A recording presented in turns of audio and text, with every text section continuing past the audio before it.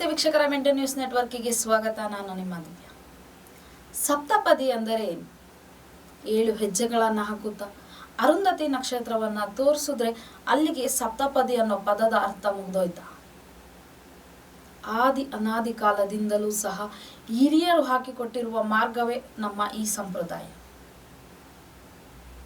ಮದುವೆ ಅನ್ನೋ ಒಂದು ಬಂಧಕ್ಕೆ ಸಪ್ತಪದಿ, ಹಲವಾರು ಶಾಸ್ತ್ರಗಳು.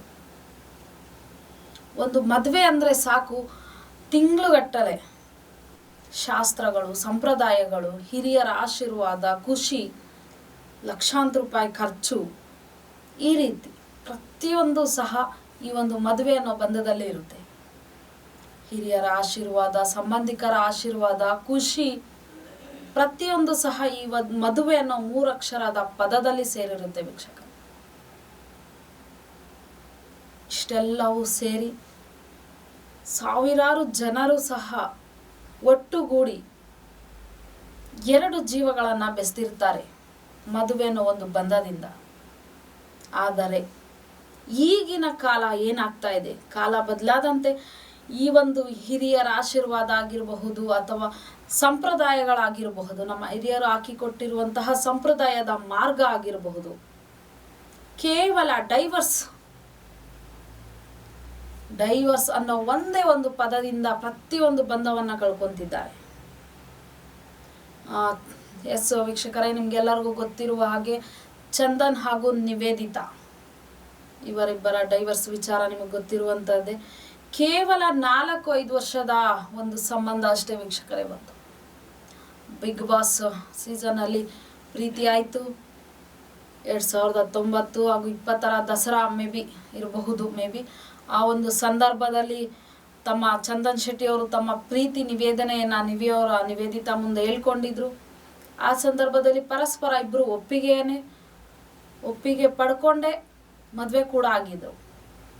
ಕೇವಲ 4 ವರ್ಷಕ್ಕೆ ಡೈವರ್ಸ್ ಸಹ ತಗೋತಿದ್ದಾರೆ.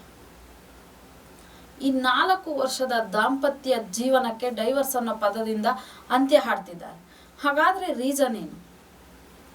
ಎಸ್, ಅವರಿಬ್ರು ಹೇಳೋ ಪ್ರಕಾರ ನಾವಿಬ್ರು ಪರಸ್ಪರ ಒಪ್ಪಿಗೆಯಿಂದ ಡೈವರ್ಸ್ ತಗೊಂತಾ ಇದ್ದೀವಿ. ಯಾವ ಕಾರಣಕ್ಕೆ? ಕೆರಿಯರ್ಗೋಸ್ಕರ. ಹಾಗಾದ್ರೆ ಮದುವೆ ಆಗೋಕೆ ಮುಂಚೆ ಅವರಿಬ್ರಿಗೂ ತಮ್ಮ ಕೆರಿಯರ್ ಇನ್ನೂ ಇದೆ, ನಾವು ಯಾವುದೇ ರೀತಿಯಾಗಿ ಇನ್ನೂ ಬಿಲ್ಡ್ ಆಗಿಲ್ಲ ಅನ್ನೋದು ಗೊತ್ತಿರ್ಲಿಲ್ವಾ?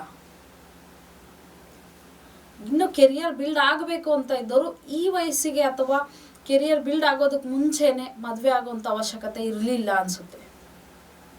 ಎಸ್, ಅವರವರ ಕೆರಿಯರ್ ಬಿಲ್ಡ್ ಆದಮೇಲೆ ಮದುವೆ ಆಗಬಹುದಿತ್ತು.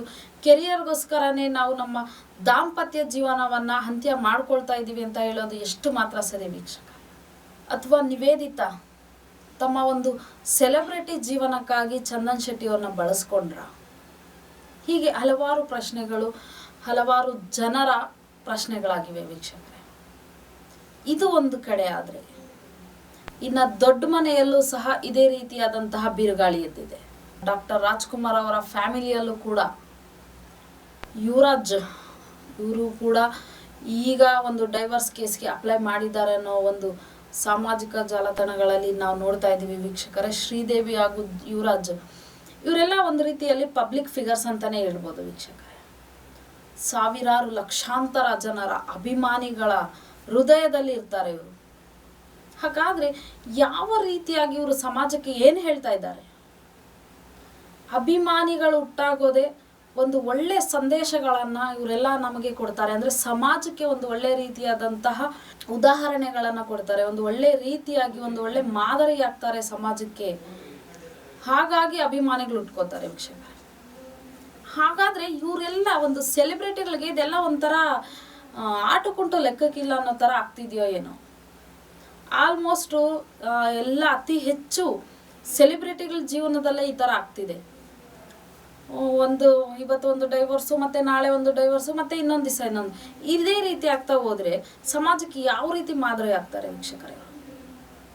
ಅಭಿಮಾನಿಗಳಿಗೆ, ಸಾವಿರಾರು ಜನಗಳ ಹೃದಯದಲ್ಲಿರುವಂತಹ ಇವರು ಅಭಿಮಾನಿಗಳಿಗೆ ಮತ್ತೆ ಯಾವ ರೀತಿಯಾದಂತಹ ಮಾದರಿ ಆಗ್ತಿದ್ದಾರೆ ಇವರೆಲ್ಲ? ಇದೇನಾ ಇವರು ಸಮಾಜಕ್ಕೆ ಕೊಡುತ್ತಿರುವಂತಹ ಕೊಡುಗೆಗಳು? ಈ ರೀತಿಯಾದಂತಹ ಕೊಡುಗೆಗಳು ಕೊಡೋದಾದ್ರೆ ಮತ್ತೆ ಇವರು ಯಾವ ಲೆಕ್ಕಾಚಾರದಲ್ಲಿ ಸೆಲೆಬ್ರಿಟಿ ಅಂತ ನಾವು ಹೇಳ್ಬೋದು ವೀಕ್ಷಕರೇ? ನೋಡೋಣ ಮುಂದೆ ಇವರು ಸಹ ಯಾವ ರೀತಿಯಾದಂತಹ ಒಂದು ಮಾದರಿ ಆಗ್ತಾರೆ ಅಂತ. ಇನ್ನಷ್ಟು ಮಾಹಿತಿಗಳಿಗಾಗಿ ನೋಡ್ತಾ ಇರಿ ಮೆಂಡು ನ್ಯೂಸ್ ನೆಟ್ವರ್ಕ್. ಮೆಂಡು ನ್ಯೂಸ್ ನೆಟ್ವರ್ಕ್, ಸತ್ಯದ ಕನ್ನಡಿ.